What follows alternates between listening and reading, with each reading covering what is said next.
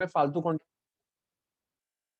वो बातें जो आती नहीं है चैप्टर एक्चुअल में आपकी बुक में जितना भी है उसका आप समझ लो उसका जस्ट 1/4 हमारे काम की बात है, बाकी सब यूजलेस है। बोर्ड्स में कुछ भी नहीं आता, कुछ भी नहीं। पहले आप सीधा आ जाओ डेफिनेशन वाले टर्म पे। कंडक्टर्स और इंसुलेटर, आप में से कौन कौन कंडक्टर और इंसुलेटर में मुझे डिफरेंस बता सकता है? What is the difference between conductor and insulator? जल्दी quickly, difference between conductor and insulator. Sir, conductor allows current to flow through Pass them through them and and insulators do not allow electric current to pass through them। कौन कौन agree है इस बात से कि conductors are the substances which allow electric current to pass through them while insulators do not allow, right? कोई दिक्कत तो नहीं है। अब देखो कंडक्टर दो टाइप Yes, के होते हैं, एक होते हैं मेटेलिक कंडक्टर और एक होते हैं इलेक्ट्रोलिटिक कंडक्टर। दिमाग खोल के बात को सुनिए। एक डिफरेंस का टेबल दे रखा है, टेबल 6.1, उसको मार्क कर लीजिए, ये आपके काम की बात है बस। उससे पहले जो स्टार्टिंग इंटरेस्ट सब बकवास, आपको कुछ नहीं पढ़ना। मैं जो बोल रहा हूँ जो नहीं पढ़ना वो बिल्कुल नहीं पढ़ना। उसके आपको यहाँ पे मेटेलिक कंडक्टर इलेक्ट्रोलिटिक कंडक्टर्स के बीच का डिफरेंस दे रखा है। What is the basic difference between metallic conductor and electrolytic conductor? Conductor तो दोनों ही है।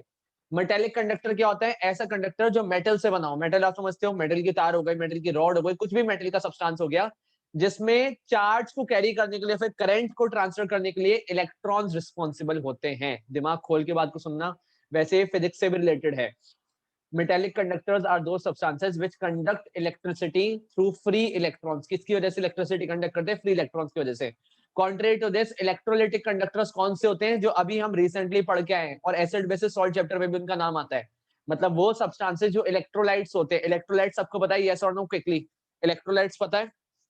वो सब्सटेंस जो पानी में या फिर मोल्टन स्टेट में अपने आयंस में कन्वर्ट हो जाए। आई अगेन रिपीट, वो सब्सटेंस जो पानी में डिसॉल्व करने पर, व्हेन डिसॉल्व्ड इन वाटर और in molten state, get dissociated to form their corresponding ions, अपने आयंस में डिसोसिएट हो जाते हैं। जैसे कि सोडियम क्लोराइड, सोडियम क्लोराइड को जब आप मेल्ट कर दोगे तो किस में कन्वर्ट हो जाएगा? Na पॉजिटिव में प्लस Cl नेगेटिव में। पोटेशियम सल्फेट को आप आयनाइज कर दोगे तो किस में कन्वर्ट हो जाएगा? 2K पॉजिटिव में प्लस SO4 2 नेगेटिव में। यस और नो? हाँ या ना? तो बेसिक डिफरेंस इलेक्ट्रोलाइटिक कंडक्टर में और मेटेलिक कंडक्टर में क्या हो गया कि सर मेटेलिक कंडक्टर, मेटल की सिंपली एक रॉड होती है, फिर मेटल का कुछ भी मटेरियल हो सकता है, रॉड हो सकती है, शीट हो सकती है, कुछ भी मेटल का सब्सटेंस जिसके अंदर इलेक्ट्रिसिटी को कौन कंडक्ट करेंगे? इलेक्ट्रॉन्स कंडक्ट करेंगे। वाइल इलेक्ट्रोलिटिक कंडक्टर्स के अंदर कंडक्टिंग पार्टिकल्स कौन होते हैं? अगर मैं आपसे पूछूं what are the conducting particles, कौन करंट को कैरी करेंगे, तो what would be your answer? Ions. कौन कैरी करेंगे? आयंस। हाँ या ना? हाँ या ना? यस और नो? yes, sir. पक्का कंफर्म? sir, तो आप डिफरेंस देखना स्टार्ट करो। क्या पहले कह रहा है flow of current consist of single stream of electrons flowing from negative to positive pole. क्योंकि ये बात तो आपको पता ही है और हर बच्चा जानता है कि किसी भी मेटेलिक कंडक्टर में करंट कहां से कहां पे फ्लो करता है? इलेक्ट्रॉन से या फिर नेगेटिव टर्मिनल से पॉजिटिव टर्मिनल की तरफ। और इलेक्ट्रोलिटिक कंडक्टर्स की खास बात क्या होती है कि मोल्टन स्टेट में या फिर एक्वा स्टेट के अंदर अपने आयंस की वजह से इलेक्ट्रिसिटी को कंडक्ट करवाएंगे। ये जो डिफरेंस का टेबल दे रखा है बहुत बेसिक सी बात प्रेजेंट है। मेटल मोल्टन स्टेट में भी कंडक्ट कर सकता है, मेटेलिक कंडक्टर मोल्टन स्टेट में भी करंट को कंडक्ट कर सकता है, लिक्विड स्टेट में भी करंट को कंडक्ट कर सकता है। आ रही बात समझ में? मतलब मोल्टन स्टेट और लिक्विड स्टेट तो बराबर ही होगा, और सॉलिड स्टेट में भी। इलेक्ट्रोलिटिक कंडक्टर कभी भी सॉलिड स्टेट में इलेक्ट्रिसिटी कंडक्ट नहीं करते। एक क्वेश्चन नोट डाउन करो जो बहुत ज्यादा इंपॉर्टेंट है, नोट डाउन करिए जरा। Why does solid sodium chloride does not conduct electricity? Why does solid sodium chloride, solid sodium chloride NaCl does not conduct electricity? क्या आंसर होगा इसके पीछे का? क्या रीजन होना चाहिए? Solid sodium chloride electricity conduct क्यों नहीं कर पाता? Any one of you try करोगे कोई? Solid sodium chloride electricity conduct क्यों नहीं कर पाता? sir, sir, क्योंकि वो सर उसके आयंस डिसोसिएट नहीं होते सॉलिड आप स्टेट ये में। एक लाइन में बात को खत्म कर सकते हो, because ions are not free to move, because ions are not free to move. Solid state के अंदर सारे पार्टिकल्स टाइटली पैक्ड होंगे and hence they are not free to move. Hence solid sodium chloride और any other electrolyte, सिर्फ sodium chloride ही नहीं, solid state में कोई भी इलेक्ट्रोलाइट इलेक्ट्रिसिटी को कंडक्ट नहीं कर पाएगा, राइट है? आगे बढ़िए, उसके बाद दो डिफाइंस गिवन है, एक इलेक्ट्रोलिसिस का प्रोसेस और एक इलेक्ट्रोलाइट्स। दोनों बातें रिलेटेड है। इलेक्ट्रोलाइट्स कौन से सब्सटेंसेस होते हैं?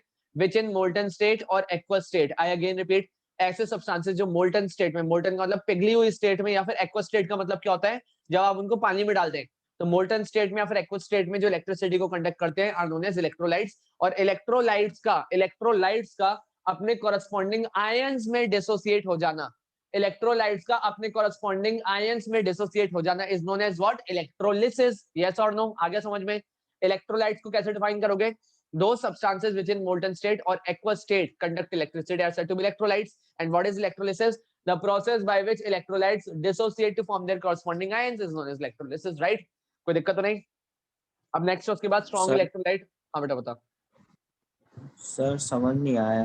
कौन सी बात? मेटेलिक कंडक्टर में मेटल कंडक्टर सिर्फ मेटल का बना होगा। जैसे फॉर एग्जांपल मैंने बोला ये आयरन की रॉड प्रेजेंट है मेरे बेटे, देख आयरन की रॉड प्रेजेंट है, लोहे की एक रॉड प्रेजेंट है, इसके अंदर सारे एटम्स प्रेजेंट होंगे आयरन के सारे किससे बना होगा ये? अगर आप इसको माइक्रोस्कोपिक लेवल से देखोगे तो ये पूरा का पूरा किससे बना होगा? आयरन के एटम से बना होगा, हाँ या ना? ये आयरन की पूरी रॉड क्या आयरन के एटम से बनी होगी? सर पक्का कंफर्म? और आयरन हमें पता है आयरन मेटल होता है नॉन मेटल होता है? आयरन इज मेटल और non metal? Metal sir sir. Metal metal. तो इनके वैलेंस शेल के अंदर फ्री इलेक्ट्रॉन्स होते हैं। आई अगेन रिपीट, जो भी मेटल्स होते हैं इनके वैलेंस शेल में फ्री इलेक्ट्रॉन होते हैं। फ्री इलेक्ट्रॉन होने का मतलब क्या होता है? कि जो बॉन्डिंग में इन्वॉल्व नहीं है, जो बॉन्डिंग में इन्वॉल्व नहीं है। अब ये फ्री इलेक्ट्रॉन जैसे ही आप इस क्या नाम है रॉड के दोनों एंड्स पर पोटेंशियल डिफरेंस अप्लाई करोगे, पोटेंशियल डिफरेंस अप्लाई करने का क्या मतलब है? कि फॉर एग्जांपल आपने इसको बैटरी के पॉजिटिव टर्मिनल से कनेक्ट कर दिया और आपने इसको बैटरी के नेगेटिव टर्मिनल से कनेक्ट करना स्टार्ट कर दिया, तो इसके अंदर जो फ्री इलेक्ट्रॉन्स थे अब वो एक डायरेक्शन में फ्लो करना स्टार्ट कर देंगे। इसके अंदर जो फ्री इलेक्ट्रॉन्स प्रेजेंट है, क्योंकि इन सबके वैलेंस शेल के अंदर इलेक्ट्रॉन्स प्रेजेंट होंगे जो बॉन्डिंग में इन्वॉल्व नहीं है। आई अगेन रिपीट, जो बॉन्डिंग में इन्वॉल्व नहीं है हर एटम के अंदर, वो फ्री इलेक्ट्रॉन्स अब इस पूरी रॉड में नेगेटिव इलेक्ट्रोड से पॉजिटिव की तरफ फ्लो करना स्टार्ट कर देंगे। और क्योंकि नेगेटिव से पॉजिटिव की तरफ फ्लो करेंगे, इधर से इधर फ्लो करेंगे, फिर वायर के अंदर भी नेगेटिव से पॉजिटिव की तरफ, यहाँ पे भी नेगेटिव से पॉजिटिव की तरफ, और पूरा सर्किट कंप्लीट हो जाएगा। मतलब मेटेलिक कंडक्टर्स में चार्ज को कैरी करने के लिए, फिर करंट को कैरी करने के लिए इलेक्ट्रॉन्स आर रिस्पॉन्सिबल। पहले इतनी बात आई समझ में? मेटेलिक कंडक्टर्स में करंट को कैरी करने के लिए इलेक्ट्रॉन्स आर रिस्पॉन्सिबल, हाँ या ना? Yes sir. ये बात clear? Contrary to this electrolytic conductors कौन से होते हैं? अच्छा, मेटेलिक कंडक्टर्स में सिर्फ और सिर्फ किसका नाम आएगा? मेटल एटम्स का।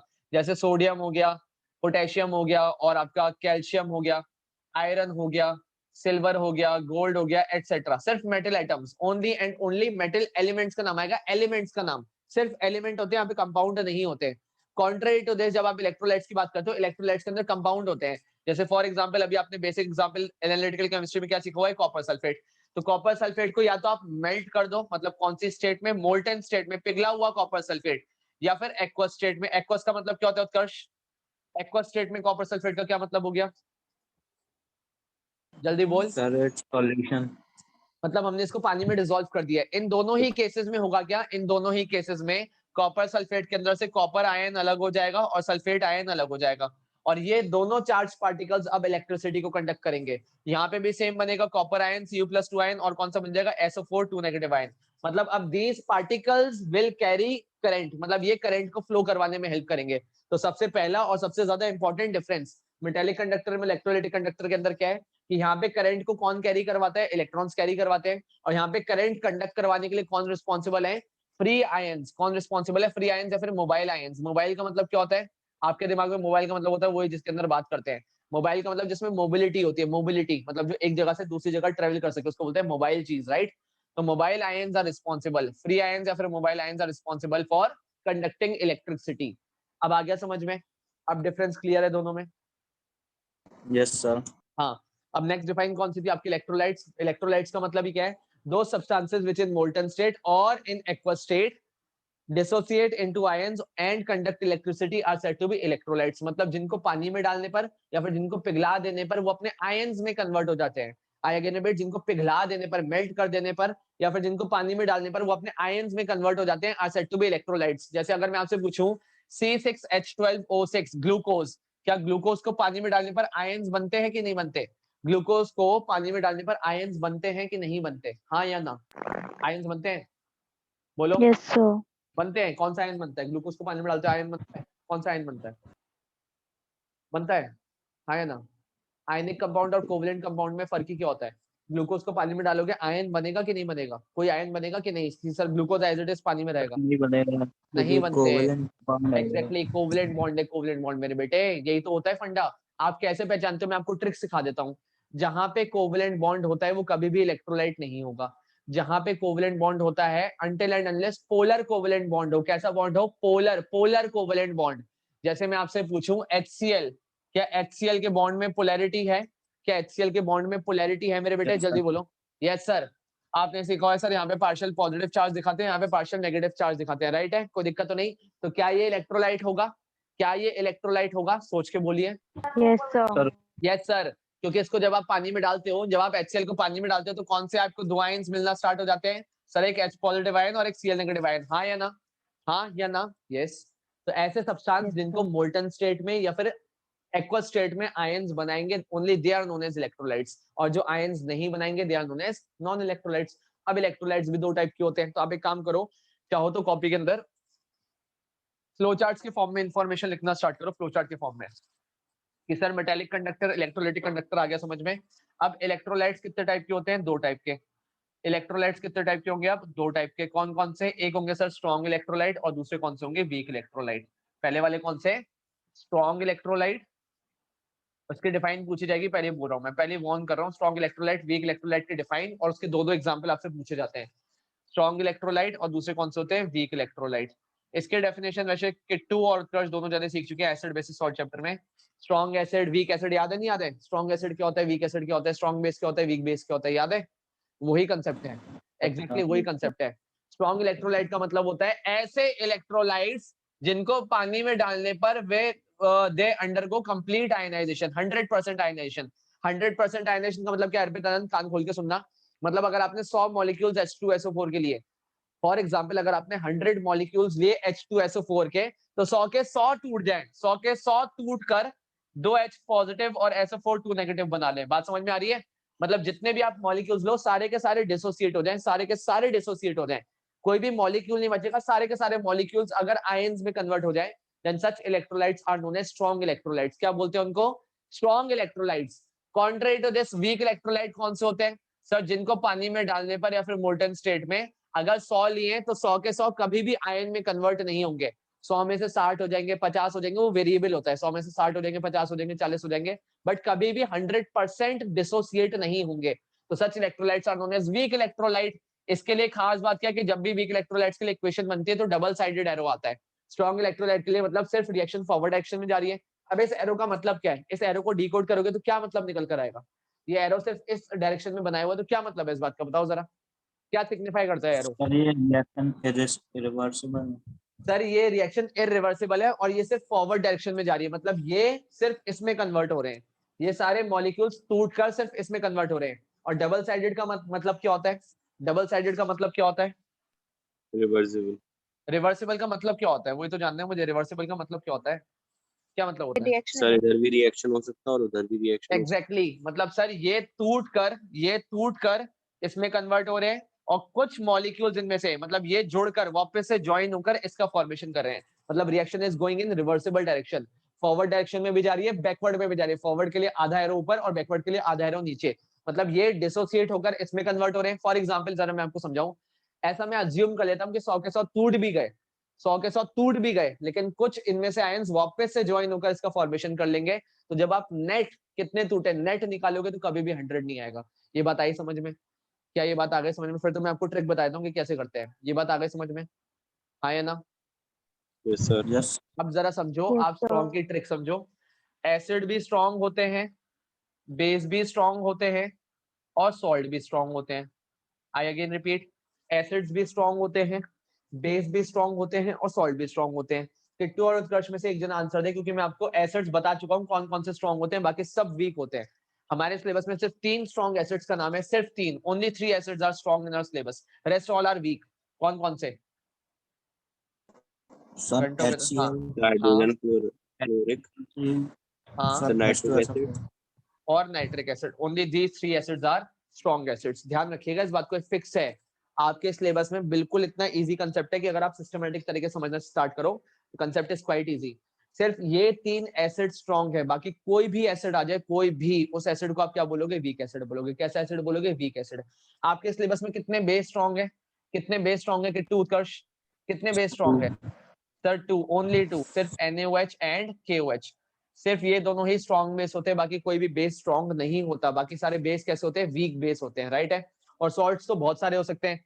कैसे सॉल्ट को कैसे पता करते हैं? अगर सॉल्ट का जैसे सोडियम क्लोराइड हो गया, सोडियम क्लोराइड के लिए कौन से बेस से आएगा? कौन से बेस से आएगा सोडियम क्लोराइड? ये जो बेस है कौन से बेस से आएगा सोडियम क्लोराइड? कौन सा बेस और कौन से एसिड के बीच में रिएक्शन हुई होगी? NaOH और कौन से एसिड के बीच में रिएक्शन हुई होगी? Sir HCl HCl। तो ध्यान रखिएगा, ऐसा सॉल्ट जिसके पापा भी स्ट्रॉन्ग हो और जिसकी मम्मी भी स्ट्रॉन्ग हो, वो खुद भी स्ट्रॉन्ग होता है। जैसे इसके पापा कौन है, NaOH, इसकी मम्मी कौन है, HCl। क्या दोनों के दोनों स्ट्रॉन्ग हैं? तो ये खुद भी स्ट्रॉन्ग होगा। ये ट्रिक होती है पहचानने की। दोनों में से एक भी स्ट्रॉन्ग हो गया, दोनों में से एक भी स्ट्रॉन्ग आयन हो गया, जैसे सोडियम हाइड्रोक्साइड से आएगा ये और ये HCl से आएगा, दोनों में से एक भी अगर स्ट्रॉन्ग से आ रहा है तो बच्चा स्ट्रॉन्ग होगा, मतलब सॉल्ट कैसा हो जाएगा, स्ट्रॉन्ग इलेक्ट्रोलाइट हो जाएगा।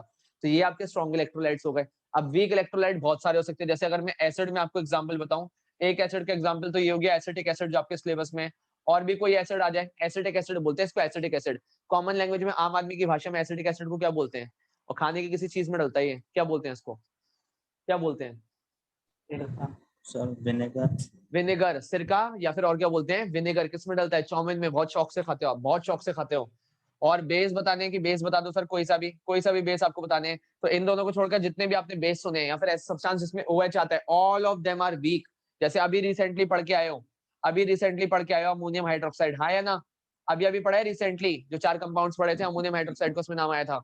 और कौन सा हो सकता है? Calcium hydroxide. और कौन सा हो सकता है? बहुत सारे सर, कोई सा भी ले लो, कोई सा भी ले लो, बस इन दोनों के अलावा। लेकिन ध्यान रखना, आगे चलकर 11th-12th स्टैंडर्ड में जो बच्चा साइंस लेगा उसको पता चलेगा कि ये सिर्फ रटा रटाया कंसेप्ट नहीं, इसके पीछे के लॉजिक्स भी हैं। इक्विलिब्रियम एक चैप्टर होता है, उसके बेस पे हम बताते हैं, तो जरूरी नहीं है सिर्फ ये दोनों, आगे चलकर कंसेप्ट बदल जाते हैं। 11th स्टैंडर्ड में आकर दिमाग और डाइवर्सिफाई होता है, दिमाग और ज्यादा खुलता है। अच्छा ऐसे, इस वजह से अभी छोटे हो, अभी आपके लिए लिमिटेड बात है कि ये दोनों स्ट्रॉन्ग है, बाकी सारे बेसिस वीक है।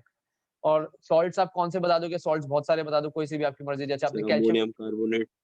कोई भी ले लो, अमोनियम एसिटेट ले लो, जैसे CH3 COO का होल ट्वाइस, तो कैल्शियम ले लो। फिर अगर कैल्शियम ले लो तो कैल्शियम एसिटेट हो गया, कोई सा भी सॉल्ट। तो आप जो भी 2-3 एग्जांपल लिख लेना, बच्चों वाली बात है, कोई बहुत बड़ी बात नहीं, इसके अंदर ऐसा कुछ टफ कंसेप्ट नहीं है, ठीक है। तो इलेक्ट्रोलाइट्स के 2 टाइप होगा, स्ट्रॉन्ग इलेक्ट्रोलाइट, वीक इलेक्ट्रोलाइट, हमने फ्लो चार्ट में कवर अप कर लिए। अब उसके बाद दे रखा है व्हाट आर नॉन इलेक्ट्रोलाइट्स। तो नॉन इलेक्ट्रोलाइट कौन से कंपाउंड होंगे?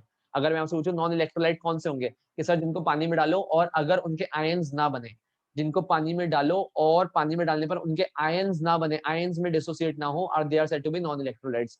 2 बहुत कॉमन नाम मैं बता रहा हूं जो आपको पूछा जाएगा, मैं पहले अवेयर कर रहा हूं, पूछा जाएगा। Glucose and sucrose. I again repeat, glucose and sucrose. Anant मुझे फॉर्मूला बता ग्लूकोज का भी और सुक्रोज का भी। सुक्रोज इज चीनी जो आप खाते हो, that is chemically sucrose.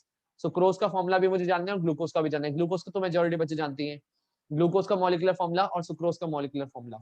C6H12 और O6, ये O6। तो ग्लूकोज हो गया, ये ग्लूकोज हो गया। सुक्रोज क्या होता है? जो हम चीनी खाते हैं उसका साइंटिफिक नेम सुक्रोज होता है। तो सुक्रोज का फॉर्मूला क्या होता है? What is sucrose? Any one of you, any one of you, क्या होता है सुक्रोज का फॉर्मूला? जानते हो? हाँ या ना, सीधा स्ट्रेट फॉरवर्ड बोलो, टाइम मत खराब करो। सुक्रोज का फॉर्मूला आप में से कोई जानता है? पता है कि नहीं पता? सर हाँ 12 हाँ, H22O11। बिल्कुल सही, बहुत बढ़िया। खुद कराया फिर पूछा भैया से? सर याद आ गया याद अचानक आ से। गया, चलो बहुत अच्छी बात है। C12H22O11, ये चीनी है जो आप चाय में चीनी डालते हैं, दूध में चीनी डालते हैं, चीनी का मॉलिक्यूलर फॉर्मूला होता है, ये चीनी का मॉलिक्यूलर फॉर्मूला होता है। सुक्रोज बोलते हैं, सुक्रोज। ध्यान रखिएगा, 2 बहुत कॉमन एग्जांपल है जो आपसे पूछे जा सकते हैं। और कौन कौन से एग्जांपल्स दे रखे हैं आपको? केन शुगर, केन शुगर भी इसी को बोलते हैं, ये भी लिख लेना। इसको केन शुगर भी बोलते हैं, इसको सुक्रोज भी बोलते हैं, इसको चीनी भी बोलते हैं। तीनों नाम है। चीनी आम आदमी की भाषा में बोलते हैं, लेकिन आपको पता होना चाहिए आप जो चीनी खाते हो दैट इज सुक्रोज और केन शुगर। केन शुगर क्यों बोलते हैं? क्यों बोलते हैं? गन्ने से ही तो चीनी बनती है। अबे गन्ने के रस से ही तो चीनी बनती है, तो केन शुगर भी इसको बोला जाता है। Yes sir. तो केन शुगर आ जाए तो भी आपको पता होना चाहिए this is known as cane sugar. Question कैसा आएगा मैं आपको बता दूंगा। आपको 5-6 नाम दे देगा, आपको 5-6 कंपाउंड्स के नाम दे देगा और बोलेगा identify electrolyte and non electrolyte. अब जिस बच्चे को यही नहीं पता कि केन शुगर है क्या चीज, वो क्या बता पाएगा कि इलेक्ट्रोलाइट है कि नॉन इलेक्ट्रोलाइट है? तो आपको नाम पता होने चाहिए। ग्लूकोज का नाम दे रखा है, यूरिया दे रखा है। यूरिया कहाँ प्रेजेंट होता है बताओ जरा? हमारी बॉडी में कहीं पे यूरिया होता है? यूरिया निकलता है हमारी बॉडी में से? हमारी बॉडी में से यूरिया निकलता है नहीं निकलता? हाँ या ना? लिवर में हाँ, होता है यूरिन के शायद। फॉर्म में, यस यूरिन के सर। फॉर्म में। फॉर्मूला क्या होता है यूरिया का? NH2CO NH2। पता होना चाहिए सब बातें, बड़े बच्चे हो रहे हो अब। और ये सिर्फ जरूरी नहीं कि साइंस के बच्चे को, जैसे जनरल अवेयरनेस, हमारे यूरिन में जो नाइट्रोजनस वेस्ट प्रेजेंट होता है दैट इज यूरिया। और ये खेतों में भी डलता है सॉइल की फर्टिलिटी को बढ़ाने के लिए। आरी बात समझ में? यूरिया डाला जाता है, यूरिया का पाउडर आता है मार्केट में, फर्टिलाइजर के फॉर्म में डाला जाता सर है। दूध में भी और होता है। क्या होता है? सर दूध में भी होता है यूरिया। होता नहीं है, दूध वाले कुछ डाल देते हैं। ये जो करा जाता है ना, इसको एडल्ट्रेशन बोलते हैं। एडल्ट्रेशन मतलब दूध के अंदर मिलावट करना। तो दूध को सफेद दिखाने के लिए, मतलब ये पाउडर से बना हुआ दूध होता है। और जो जिनको अपना दूध ज्यादा बेचना होता है, जो मतलब फ्रॉड लोग होते हैं ना, यूरिया से दूध बना लेते हैं, उसको पहचानने का भी तरीका होता है, अभी आप छोटे बच्चों सीख जाओगे। नकली दूध को और असली दूध को पहचानने के लिए एक डिवाइस आता है, उसको बोलते हैं लैक्टोमीटर। पता चल जाता है कैसे क्या कुछ तरीके होते हैं, सब पता चल जाता है कि नकली दूध है या फिर असली दूध है। आ रही बात समझ में? बेंजीन का नाम है, कार्बन डाइसल्फाइड का नाम गिवन है, दीज आर नॉन इलेक्ट्रोलाइट्स। अब इसके बाद बात दे रखी है कि acid base and salts as electrolytes. क्या एसिड बेस सॉल्ट एक इलेक्ट्रोलाइट होते हैं? डेफिनेटली। अगर नहीं होते तो हम इनके यहाँ पे नाम क्यों लिखते हैं? क्या एसिड बेस सॉल्ट इलेक्ट्रोलाइट होते हैं? डेफिनेटली एसिड बेस सॉल्ट्स ही इलेक्ट्रोलाइट होते हैं। एसिड बेस सॉल्ट्स ही इलेक्ट्रोलाइट होते हैं मेजॉरिटी केसेस में। अब इलेक्ट्रोलाइट स्ट्रॉन्ग है या फिर वीक है? आई अगेन ये हटा दूं सब कुछ। इलेक्ट्रोलाइट स्ट्रॉन्ग है या फिर वीक है, इसको समझाने के लिए एक टर्म डिफाइंड है जो एसिड बेसिस सॉल्ट चैप्टर में भी आ चुका है, उसको बोलते हैं डिग्री ऑफ डिसोसिएशन। किस किसको याद है ये बात कि हाँ सर एसिड में ही एक टर्म आया था, अल्फा उसका सिंबल होता है, और उस टर्म को बोलते हैं डिग्री ऑफ डिसोसिएशन। हाँ या ना? Degree of dissociation, Yes, sir. degree of dissociation which is represented by Greek symbol alpha. How do you define degree of dissociation? It is defined as the ratio of number of molecules dissociated. कितने molecules टूटे, number of molecules dissociated, किसके साथ ratio बनाते हैं इसका? Upon में क्या आता है? Total number of molecules. Initial number of molecules, जितने आपने लिए थे शुरुआत में। इनिशियल नंबर ऑफ मॉलिक्यूल्स आपने शुरुआत में कितने लिए, शुरुआत में कितने लिए, समझ रहे हो बात को? जैसे अभी मैंने आपको बताया था कि आपने 100 लिए, फॉर एग्जांपल आपने लिए 100 लेकिन टूटे उसमें से 60, तो जरा देखो लिए आपने 100 उसमें से टूटे कितने, सिर्फ 60। 100 से मल्टीप्लाई कर दो तो डिग्री ऑफ डिसोसिएशन कितना आ गया? 60%। डिग्री ऑफ डिसोसिएशन कितना आ गया? 60%। आपको कैलकुलेट करने को नहीं आएगा, बेफिक्र रहो, कैलकुलेट करने को नहीं आएगा, बस सिर्फ समझाने के लिए मैंने बताया, सिर्फ समझाने के लिए कि डिग्री ऑफ डिसोसिएशन का मतलब क्या होता है, जितने मॉलिक्यूल्स टूट गए, डिसोसिएट हो गए, टू द रेशियो कितने आपने लिए थे, अपने इनिशियल नंबर ऑफ मॉलिक्यूल्स कितने लिए थे। हरी बात समझ में? मल्टीप्लाई 100 कर दोगे, that is known as degree of dissociation. ठीक है जी, तो टर्म गिवन होगा। अब उसके बाद एक टेबल गिवन है, जरा आप जरा वो तो फॉर्मूला नीचे गिवन है, आप एक जरा टेबल देखो, एसिड्स और बेसिस और सॉल्ट्स के लिए टेबल गिवन है। अब आप ऑब्जर्व कर रहे हो जो स्ट्रॉन्ग इलेक्ट्रोलाइट्स गिवन है इसमें गड़बड़ है, इसमें स्ट्रॉन्ग इलेक्ट्रोलाइट्स में डबल साइडेड एरो है, लेकिन आपके सिलेबस में सिंगल साइडेड हो रहा है, आप सिंगल साइडेड लगा दोगे काम चल जाएगा, कोई दिक्कत नहीं है।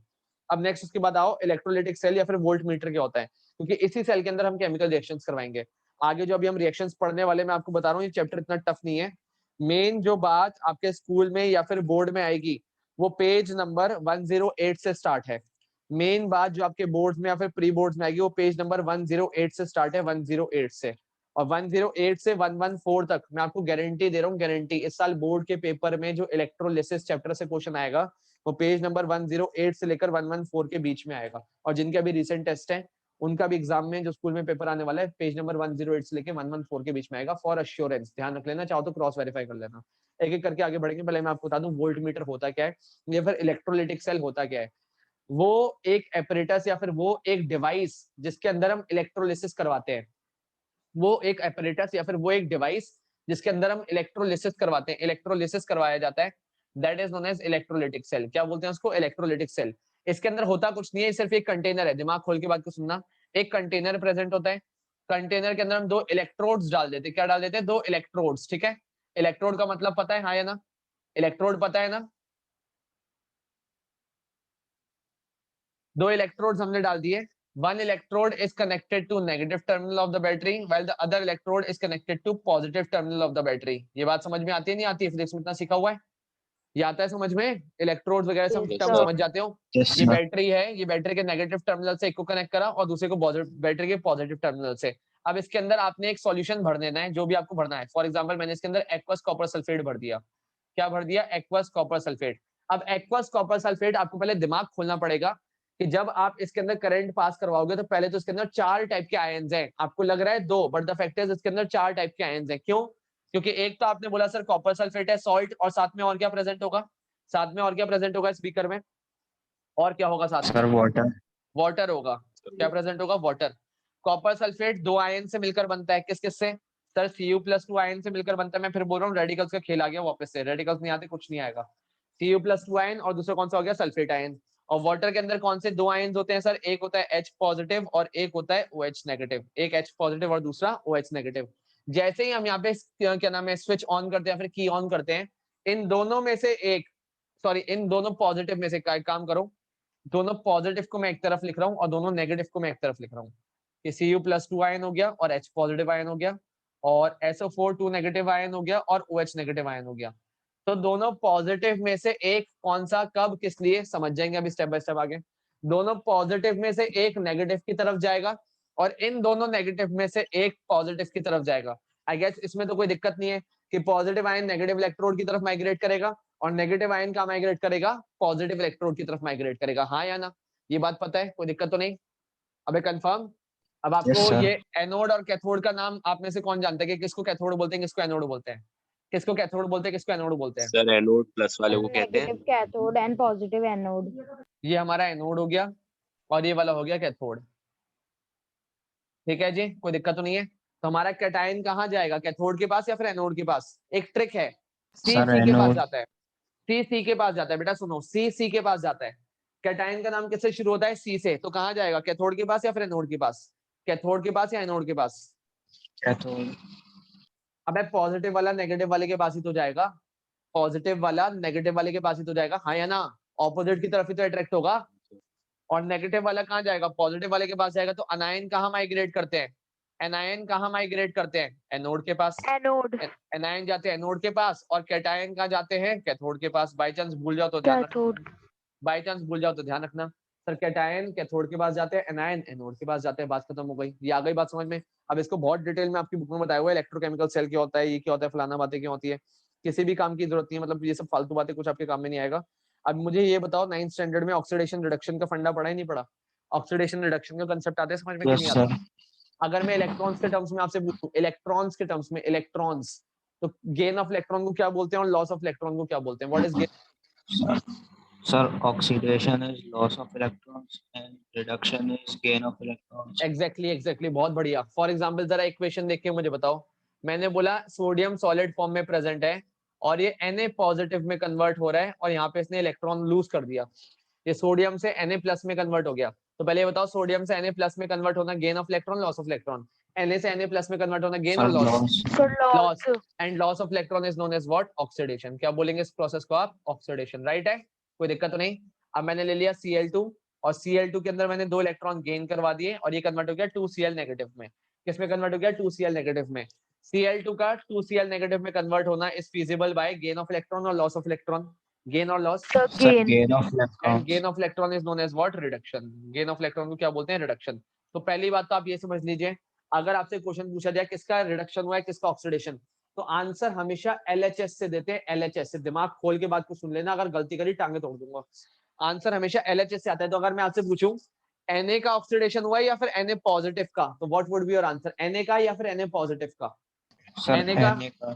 Na का। ध्यान रखना, कभी भी आंसर रिडक्शन का या फिर ऑक्सीडेशन का प्रोडक्ट साइड पे नहीं होता, आंसर हमेशा LHS में होता है, हमेशा हमेशा, फैक्ट है। क्योंकि इसका इसमें कन्वर्ट होना इज नोन एज ऑक्सीडेशन, इसका इसमें कन्वर्ट होना इज नोन एज ऑक्सीडेशन। तो ऑक्सीडेशन किसका हुआ है? सोडियम का।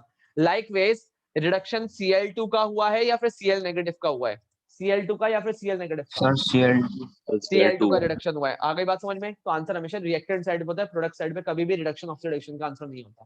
ठीक है जी, बढ़े आगे। तो इस पेज पे फालतू बातें दे रखी है, रिडक्शन ऑक्सीडेशन का कांसेप्ट दे रखा है, इस सब को आप छोड़ो। उसके बाद रिड्यूसिंग एजेंट्स वगैरह, आप आओ सीधा मेन बात पे जिसके ऊपर क्वेश्चन आपसे पूछा जाएगा। पहले आ जाओ कैरेक्टरिस्टिक्स ऑफ इलेक्ट्रोलिसिस, कि इलेक्ट्रोलिसिस का कैरेक्टरिस्टिक क्या होता है। सब जानते हो, मैं आपको जनरली बताऊं, सब जानते हो। जो बात मैंने अभी बोर्ड पे आपको बताई है डायग्राम बनाकर, एक एक करके मैं पॉइंट रीड आउट कर रहा हूं, जरा देखना। The passage of electricity through an electrolyte causes the positive ions, that is cations, to migrate towards the cathode। हाँ या ना? पहली स्टेटमेंट पढ़ो और देखो, जो बोर्ड पे बात बताई है वही है कि इलेक्ट्रोलिसिस करवाने के ऐसे कैटायन कैथोड की तरफ माइग्रेट करता है, एनायन एनोड की तरफ माइग्रेट करता है, हाँ या ना? जरा देखो, वही बात है। अबे हाँ या यस ना? सर। पक्का? ये सारी Yes, बातें, sir. सारी बातें वही हैं, अभी एक करके आएंगी। मीटिंग में स्विच करता हूँ। उसके बाद एक इलेक्ट्रोलिटिक डिसोसिएशन वाले कंसेप्ट आपको मुझे बताना है आज, आयनाइजेशन का, कि आयनाइजेशन में और डिसोसिएशन में क्या फर्क होता है। आयनाइजेशन में और डिसोसिएशन में क्या फर्क होता है, ट्रिक के फॉर्म में बता दूं, जल्दी समझ जाओगे, सारे आंसर जल्दी जल्दी देना स्टार्ट कर दोगे। अगर कोई कंपाउंड आयनिक होता है, अगर कोई कंपाउंड आयनिक होता है, आयनिक, तो आयनिक कंपाउंड्स के लिए कौन सा टर्म आप यूज करते हैं? डिसोसिएशन। आयनिक कंपाउंड के लिए आप कौन सा टर्म यूज करते हैं? डिसोसिएशन। बट अगर कोई पोलर कोवेलेंट कंपाउंड होगा, अब कोवेलेंट कंपाउंड को कैसे पहचानते हैं? सर ऐसा कंपाउंड जिसके अंदर दोनों नॉन मेटल्स होंगे, हाँ या ना? हाँ या ना? पोलर कोवेलेंट कंपाउंड्स के लिए टर्म यूज होता है Yes, आयनाइज। sir. काम वही होगा, मैं बार बार बोल रहा हूँ, काम वही होगा, बनेंगे आयन्स ही, बस टर्म बदल जाते हैं, बस टर्म बदल जाते हैं। तो मैं आपसे कुछ सवाल कर रहा हूँ, मुझे जवाब देते हुए चलिएगा। सोडियम क्लोराइड का क्या होगा, डिसोसिएशन या फिर आयनाइजेशन, डिसोसिएशन या फिर सर आयनाइजेशन, आयनाइजेशन। सोच के बोलना, सोच के बोलना। सोडियम क्लोराइड का डिसोसिएशन होगा या फिर ionization, sodium chloride ionic compound है या फिर सर कोवलेंट कंपाउंड है। आयनाइजेशन। सर मैं फिर पूछ रहा हूँ सोडियम क्लोराइड आयनिक कंपाउंड है या फिर कोवलेंट कंपाउंड है। सर आयनाइजेशन के डिसोसिएशन, आयनाइजेशन के सर डिसोसिएशन, डिसोसिएशन। सोच ले, कभी आयनाइजेशन बोले कभी डिसोसिएशन बोल रहे हैं। अनंत किट्टू सर तुम पक्का सबसे भी डिसोसिएशन। सोच लो, क्योंकि आयनिक कंपाउंड है। कैसे पता चला, सोडियम मेटल है कि नॉन मेटल, सोडियम मेटल की नॉन मेटल, तो सर मेटल है। मेटल। मेटल। और क्लोरीन क्या है, नॉन मेटल। और मेटल नॉन मेटल के बीच में बनने वाला बॉन्ड कौन सा होता है, मेटल नॉन मेटल के बीच में बनने वाला बॉन्ड कौन सा होता है, आयनिक बॉन्ड। नालायकों, ionic bond. तो इसका क्या होगा, डिसोसिएशन या फिर आयनाइजेशन, डिसोसिएशन। क्या होगा इसका, डिसोसिएशन। HCl का क्या होगा, आयनाइजेशन के डिसोसिएशन, आयनाइजेशन या फिर डिसोसिएशन, सर आयनाइजेशन। आयनाइजेशन। क्योंकि यहाँ पे कौन सा बॉन्ड नजर आ रहा है, कोवलेंट बॉन्ड। कैसा बॉन्ड नजर आ रहा है, कोवलेंट बॉन्ड। तो क्या होगा इसका, आयनाइजेशन। अबे हाँ या ना, बात आ रही है समझ में। और वो भी, ये भी नहीं समझ में आया, और इजी ट्रिक बता दूं। मेटल नॉन मेटल नजर आता है तो पक्की बात है वो आयनिक कंपाउंड होता है। मेटल और नॉन मेटल नजर आते हैं तो कंपाउंड कैसा कहलाता है, आयनिक। और आयनिक कंपाउंड्स का क्या होता है, डिसोसिएशन।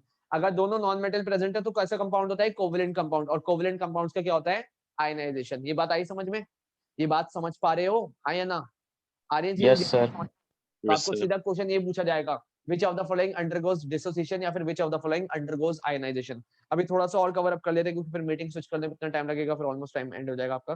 तो electrolytic dissociation of sodium chloride का नाम दिया हुआ है कि सोडियम क्लोराइड के अंदर एक सोडियम आयन है कैटायन और दूसरा क्लोराइड आयन है एनायन। अब ये दोनों ऑपोजिटली चार्ज पार्टिकल्स है। जरा दिमाग खोल के बात को सुनना, आयनिक बॉन्ड के अंदर शेयरिंग ऑफ इलेक्ट्रॉन्स होती है या फिर सिर्फ दो ऑपोजिटली चार्ज पार्टिकल्स के बीच में एक फोर्स ऑफ अट्रैक्शन होता है। क्या होता है आयनिक बॉन्ड में, आयनिक बॉन्ड में क्या होता है, sir force of attraction. Simply force of attraction होती है। कोवलेंट बॉन्ड में शेयरिंग होती है, इलेक्ट्रॉन्स की शेयरिंग होती है, इलेक्ट्रॉन्स की शेयरिंग से बनता है। बट आयनिक बॉन्ड कैसे बनता है कि सर एक कैटायन बन गया एक एनायन बन गया, इनके बीच में सिर्फ simply force of attraction present होगा। तो होता क्या है, जब आप इस कंपाउंड को हीट करना स्टार्ट करते हो, गर्म करना स्टार्ट करते हो। अभी आप चैप्टर के स्टार्टिंग में पढ़ के आए हो कि आयनिक कंपाउंड्स के या फिर इलेक्ट्रोलाइट्स को मेल्ट करा जाए। मेल्ट करने का मतलब क्या, आप उसको गर्म कर रहे हो ना। तो सोडियम क्लोराइड को जब आप गर्म करोगे तो इनके बीच में जो इलेक्ट्रोस्टैटिक फोर्स ऑफ अट्रैक्शन है, कौन सी फोर्स है, इलेक्ट्रोस्टैटिक फोर्स ऑफ अट्रैक्शन, वो टूट जाएगी और ये दोनों आयंस अलग हो जाएंगे। और जब ये दोनों आयंस अलग हो जाएंगे then they are free to conduct electricity, तभी तो इसको इलेक्ट्रोलाइट बोलते हैं। आ रही है बात समझ में, तभी तो इसको इलेक्ट्रोलाइट बोलते हैं। नेक्स्ट कंसेप्ट होता है आयनाइजेशन का। आयनाइजेशन का कंसेप्ट होता कब है, जब आप इन सब्सटेंसेस को पानी में डालते हो। ध्यान रखना, आयनाइजेशन का कंसेप्ट एग्जिस्टेंस में आता कब है, जब आप किसी भी पोलर कोवलेंट कंपाउंड को पानी में डालते हो। जैसे कि आपने HCl को जब पानी में डाला तो होता क्या है, दिमाग खोल के बात को समझना, वरना आपको बुक की पूरी थ्योरी पढ़नी पड़ेगी। काम बहुत आसान है, मैं जनरली बोल रहा हूँ, चीजें बहुत आसान है, बस बुक में ऐसी कॉम्प्लिकेटेड लैंग्वेज होती है कि समझ में नहीं आ पाता। आपने जैसे ही HCl को पानी में डाला, किट्टू मुझे बताओ इसमें किसके ऊपर पॉजिटिव चार्ज आएगा और किसके ऊपर नेगेटिव आएगा, पार्शियल पॉजिटिव कहाँ पे आएगा, पार्शियल नेगेटिव कहाँ पे आएगा, पार्शियल पॉजिटिव कहाँ, पार्शियल नेगेटिव कहाँ पे, बोलो। Sir H negative. H पे नेगेटिव आएगा, अच्छा। No sir. उत्कर्ष, उत्कर्ष कहाँ पे आएगा, हाँ अनंत तू बता। सर एच पे सर प्लस आएगा और सीएल पे माइनस आएगा। एग्जैक्टली सर, इसके ऊपर पार्शियल पॉजिटिव आएगा, इसके ऊपर पार्शियल नेगेटिव आएगा। भैया जिसकी इलेक्ट्रोनेगेटिविटी कम होती है उस पर पॉजिटिव आता है, जिसकी इलेक्ट्रोनेगेटिविटी ज्यादा होती है उस पर नेगेटिव आता है। अब आप बोलोगे सर मुझे तो ये भी नहीं पता चलता कि किसकी इलेक्ट्रोनेगेटिविटी ज्यादा है, तो उसकी भी ट्रिक है। जो एलिमेंट पीरियोडिक टेबल में जितना राइट की तरफ आता है, जो एलिमेंट पीरियोडिक टेबल में जितना राइट की तरफ आएगा, जितना ज्यादा राइट की तरफ, उसकी इलेक्ट्रोनेगेटिविटी उतनी ज्यादा होती है। ठीक है, अब होता क्या है, आपने जैसे ही HCl को पानी के कंटेनर में डाला, मतलब उसमें HCl भी और पानी भी प्रेजेंट है। वाटर के अंदर भी चार्जेस होते हैं, ये बात जानते हो कि नहीं जानते हो, वाटर में भी चार्जेस प्रेजेंट होते हैं। कि सर वाटर में ऑक्सीजन के ऊपर कैसा चार्ज होता है, जल्दी बोलो। वाटर में ऑक्सीजन के ऊपर कैसा चार्ज होता है, ऑक्सीजन पे कैसा चार्ज होता है, अबे ऑक्सीजन सर पे कैसा चार्ज नेगेटिव। होगा, नेगेटिव, पार्शियल नेगेटिव। और हाइड्रोजन पे कैसा होता है, हाइड्रोजन पे तो हमेशा पार्शियल पॉजिटिव आएगा ना, कोई दिक्कत तो नहीं है। तो वाटर के मॉलिक्यूल, दिमाग खोल के बात को समझना, वाटर के मॉलिक्यूल अपने ऑक्सीजन वाली तरफ से हाइड्रोजन को खींचना शुरू करते हैं, क्योंकि ये नेगेटिव है पॉजिटिव है, यहाँ से ये हाइड्रोजन को खींचना शुरू करेंगे। ठीक है, कोई दिक्कत तो नहीं। और वाटर के मॉलिक्यूल में क्या पॉजिटिव चार्ज भी है, क्या वाटर के मॉलिक्यूल में ही पॉजिटिव चार्ज भी प्रेजेंट है, यस सर। तो वाटर के मॉलिक्यूल में जो हाइड्रोजन वाली साइड है वो कैसी है, वाटर के मॉलिक्यूल में बेटा जो हाइड्रोजन वाली साइड है वो कैसी है, जल्दी बोल, हाइड्रोजन वाली सर साइड कैसी है, पॉजिटिव। पॉजिटिव। तो वो यहाँ से क्लोरीन को खींचना स्टार्ट करते हैं। मतलब HCl में हो कुछ नहीं रहा, ये H है ये Cl है, दोनों शेयरिंग से बने हुए हैं। शेयरिंग है क्योंकि कोवेलेंट बॉन्ड हो रहा है ना, कोवेलेंट बॉन्ड है। तो इधर से जो हमारा हाइड्रोजन प्रेजेंट है, इसको वाटर के मॉलिक्यूल में ऑक्सीजन खींच रहा है, क्योंकि ऑक्सीजन नेगेटिव चार्ज वाला है, ये पॉजिटिव चार्ज वाला है, तो ऑपोजिट चार्जेस अट्रैक्ट करेंगे, ये इसको हाइड्रोजन को बाहर खींच रहे हैं, और इधर से क्लोरीन को भी खींचा जा रहा है। तो जब वाटर में आप डालते हो तो असल में होता कुछ और नहीं है, जो पोलर कोवेलेंट कंपाउंड है वो मॉलिक्यूल से टूटकर अल्टीमेटली अपने आयंस में कन्वर्ट हो जाते हैं, और क्योंकि ये फिर से आयंस में कन्वर्ट हो गए, आयनाइज हो गए, ये अपने आयंस में कन्वर्ट हो गए, मतलब ये आयनाइज हो गए, पहले आयन नहीं थे लेकिन बॉन्ड टूटने के बाद ये आयन में कन्वर्ट हो गए, तभी इस प्रोसेस को आप लोग क्या बोलते हो, आयनाइजेशन। इसको पूरा पढ़ लेना, पेज नंबर आपका 107 तक जितना भी कंटेंट है इसको पूरा पढ़ लेना, लेकिन मैं फिर बोल रहा हूँ इन सबका वेटेज इतना ज्यादा नहीं है। मेन वेटेज उस टॉपिक का है जो हम कल स्टार्ट करेंगे, पेज नंबर 108 से आपका स्टार्ट है, और पेज नंबर मैंने कौन सा बताया था अभी, 114 तक। इसी के ऊपर क्वेश्चन आना है, जितना मर्जी आप पढ़ लेना चैप्टर में, जो मर्जी पढ़ लो, 99% चांस है कि क्वेश्चन आपके पेज नंबर 108 से लेकर 114 के बीच में ही आएगा। आ रही बात समझ में? तो कल का लेक्चर बहुत ज्यादा इंपॉर्टेंट होगा, एटलीस्ट ये हमारा बेसिक्स था आज का, पूरा बेसिक्स हमने कवर अप कर दिया। कल का लेक्चर सबसे ज्यादा इंपॉर्टेंट है, कल का लेक्चर जिसको समझ में आ गया समझ लो उसको पूरा चैप्टर समझ में आ गया, और बोर्ड में उसने हमने 3 से लेकर 4 नंबर पक्के कर दिए, क्योंकि इस चैप्टर में से 3 से लेकर 4 नंबर का क्वेश्चन आता है बोर्ड में, राइट? चलो, दिस ऑल फॉर टुडे।